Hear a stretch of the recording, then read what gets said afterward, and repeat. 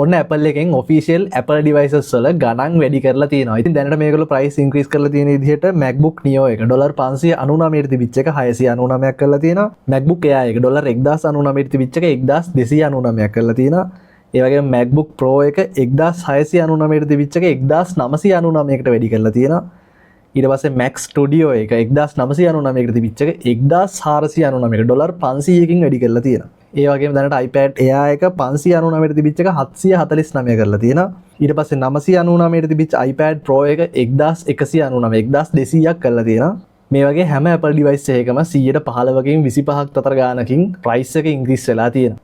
ඉතින් මේකට හේතුව විදිහට ගොඩක් කට්ටිය කියන්නේ මේ RAM shortage එක. ඒ කියන්නේ RAM වල prices වැඩි වුණාට කලින් Apple device වල ගණන් වැඩි වුණේ නැහැ. ඉතින් දැන් ඒක මේගොල්ලන්ට දැනලා තියෙනවා, effect වෙලා තියෙනවා. ඉතින් දැන් මේගොල්ලෝ ගණන් වැඩි කරලා තියෙනවා කියලා තමයි කියන්නේ. දැනට ලංකාවේ devices වල ගණන් වැඩි වෙලා නැතුව ඒත් ඉස්සරහට මේක කොයි විදිහට effect වෙයිද කියන එක අපිට කියන්න බෑ.